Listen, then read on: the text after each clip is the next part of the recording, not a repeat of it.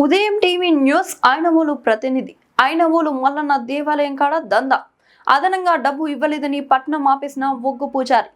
హన్మకొండ జిల్లా ఐనవోలు మల్లన్న జాతరలో ఒగ్గు పూజారుల తీరు వివాదాస్పదమైంది.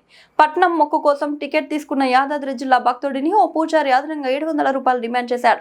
భక్తుడు నిరాకరించి అధికారులకు ఫిర్యాదు చేస్తానని చెప్పడంతో పూజారి ఆగ్రహంతో పట్నాన్ని మధ్యలోనే నిలిపివేసి వెళ్లిపోయాడు.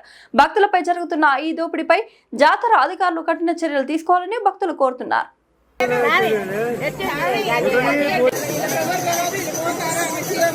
నా పేరు రామ్ కుమార్ రెడ్డి, మాది యాదాద్రి భువనగిరి జిల్లా.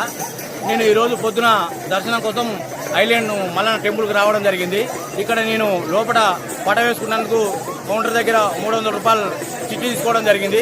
అదేవిధంగా ఇక్కడ భక్తులు రద్దీగా ఉండడం వల్ల ఇక్కడ జరిగింది ఏంటంటే, ఇక్కడ ఎవరైతే ఒగ్గోళ్ళు ఉన్నారో అందరికీ ఒకటేసారి పటాలు వేసే కార్యక్రమం పెట్టారు. మేము ఆ పటాల కార్యక్రమంలో నేను పటంలో కూర్చున్న తర్వాత ఒక అతని పేరు రాజేష్ అట. అతను మా దగ్గరకు వచ్చి నా దగ్గర ఉన్న స్లిప్ తీసుకోవడం జరిగింది.